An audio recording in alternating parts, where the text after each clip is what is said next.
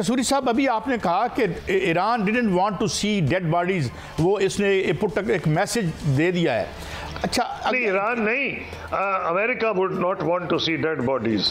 President Biden would not want to see dead bodies before American elections, मैंने ये कहा है। नहीं, मैं इजराइल के बारे से बात कर रहा हूँ कि ये जो 2 दिन पहले इन्होंने कहा था कि हम हमला करने जा रहे हैं और एक इन्होंने अपने मसल्स शो किए, तो क्या ईरान के पास इससे ज़्यादा कैपेबिलिटी है कि वो जिस तरह से हमास ने जो टीयर अपार्ट किया था आयरन डोम, तो क्या इस तरह की कैपेबिलिटी है ईरान के पास, अल्लाह ना करे अगर कोई ऐसी कॉन्फ्लिक्ट जो है एस्केलेट करती है? नहीं, ऐसी तो नहीं है इसमें तो जी।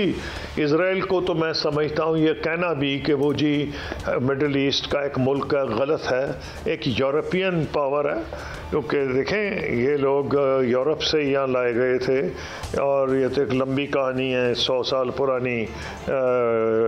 बेल्फोर डिक्लेरेशन से उससे पहले साइक्स पीको पैक्ट जो था, ये तो बल्कि एक ज़माने में जो ज़ायनिस्ट थे वो सोच रहे थे कि अगर उनको युगांडा में कोई इलाका मिल जाए तो रियासत वहाँ बना लेंगे। ये तो लंबी कहानी है, लेकिन अब जो वहाँ वो आए हैं ये यूरोप से आए हैं, ठीक है, वहाँ एशिया के लोग भी हैं और दुनिया के ममालिक से गए हैं यहूदी, लेकिन जो वहाँ की एलीट है वो यूरोपियन है। एक यूरोपियन पावर जो है उसको बैकवर्ड इलाके में जाके उसकी टेक्नोलॉजी बहुत एडवांस्ड है और फिर यूरोप में उसकी इतनी लिंकेजेस हैं, क्योंकि जो है Jewish community in United states, वो साइंस में, टेक्नोलॉजी में, बैंकिंग में, मीडिया में, हर जगह छाए हुए हैं, तो इनको तो बहुत एडवांटेजेस हैं। यूरोप में भी यही है, सिंपथी बड़ी है इनके साथ। इनके पास तो अमेरिकन मदद है, इनके पास तो फ्रांस, जर्मनी, सब लोग जो हैं इनकी मदद कर रहे हैं। और फिर जो आयरन डोम है, ईरान कहाँ ये जा रहा है, अगर ये बात ठीक है तो ये काफ़ी इजराइल को नुकसान है कि 1.3 बिलियन डॉलर्स उनके खर्च हुए हैं ये मिसाइल्स को रोकने में। आफ्टर ऑल ये जो पैसा जाता है ये को मुफ्त तो नहीं आता ना। तो मैं ये समझ रहा हूँ कि इजराइल के तो मफाद में नहीं है, नेतन्याहू के हो सकता है मफाद में हो। अच्छा कसूरी साहब, एक और 2 अहम दौरे भी हैं। ईरानी सदर तशरीफ़ ला रहे हैं और पाकिस्तान बहरहाल जो भी इसकी माशी पोजीशन हो, सबसे बड़ी इस्लामी दुनिया में फ़ौजी ताकत हम ही हैं और न्यूक्स भी हैं, तो ये और सऊदी वज़ीर भी तशरीफ़ लाए हैं। इसका क्या पस मंज़र है? ईरानी ख़ास तौर पर ईरान के सदर के आने की क्या अहमियत है? What they want from us? देखिए, पहली बात तो ये है कि पाकिस्तान की हमेशा से ये कोशिश है। मैं बताता हूँ, जब मैं वज़ीर ख़ारजा था तो हमारे बहुत करीबी ताल्लुकात थे अरबों के साथ, खलीजी ममालिक के साथ, इतने करीब थे कि आप इमेजिन नहीं कर सकते। उस दौर में भी हमारे ईरान से बहुत करीबी ताल्लुकात थे और ईरान हम पे ट्रस्ट करता था और उस ज़माने में हमने बड़ा की रोल अदा किया था ईरान गैस पाइपलाइन के सिलसिले में। तो मैं ये समझ रहा हूँ कि ये एक किस्म का तसलसल समझना चाहिए। अच्छा, नहीं, मैं दोबारा वही उसी थोड़ा मैं चाहूँगा ये मेरी एम्फेसाइज़ करूँ कि जो ईरानी सदर हैं, ज़ाहिर है हमारे ताल्लुकात सऊदी अरेबिया से भी बहुत अच्छे हैं, मिडल ईस्ट की दूसरे ममालिक में से भी हमारी बहुत गहरे रिश्ते हैं, माशी हों या कुछ हों। तो क्या वो ईरान चाहता है कि हम अपना क्लाउड या असर रसूख इस्तेमाल करें कि वो डिसएसोशिएट करें?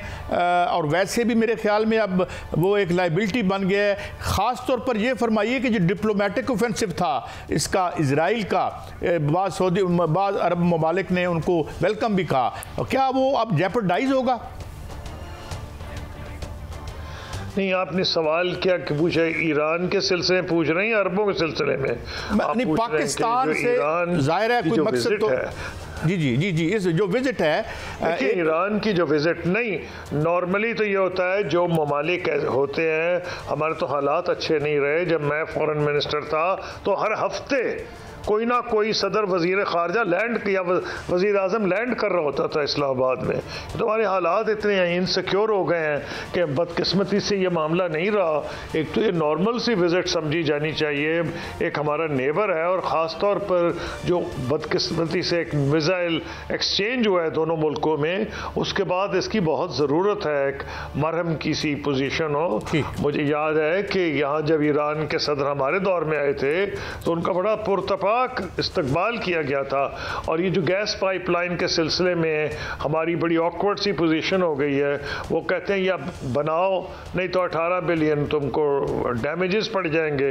अब क्या गवर्नमेंट वो ट्राई कर रही है, मेरा ख्याल ज़रूर कर रही होगी कि वो ये गैस पाइपलाइन बनाए और अमेरिका को किसी तरह की ये समझाए कि भाई आप ना क्या हमें सब्स्टिट्यूट दे रहे हैं, तेल की प्राइसेस बढ़ रही हैं, गैस की प्राइसेस बढ़ रही हैं, या हमें ऑयल या हमें गैस मिल रही है at very reasonable prices.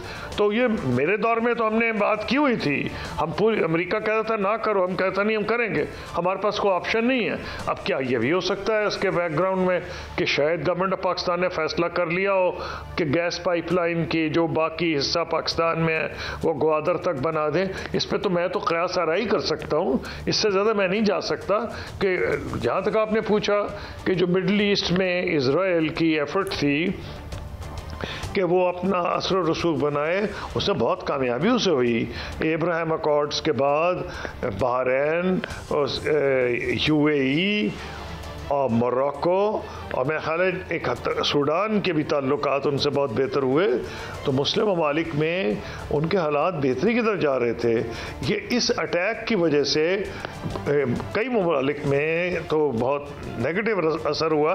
For example Bahrain ने ये अपना शायद सफ़ीर बुला लिया था, तो ये वापस इज़राइल से। तो मैं ये समझता हूँ कि इससे दूरी तो ज़रूर आई है, और सऊदी अरब अगर ये बात कर रहा सोच रहा था उनसे ताल्लुकात बनाने में, तो सऊदी अरब ये रिपीटेडली कहा जा रहा था कि हम ये उसी वक्त इनके साथ ताल्लुकात नॉर्मलाइज करेंगे जब एक 2 स्टेट सोल्यूशन की तरफ ये जाएं और एक आज़ाद खुद मुख्तार फ़लस्तीन की रियासत मोरज़ वजूद में आए जिसका दारुल खिलाफा बैतुल मक़दस हो। अब उनके लिए बहुत ही मुश्किल हो गया आफ्टर दिस जो वहाँ हो रहा है गज़ा में।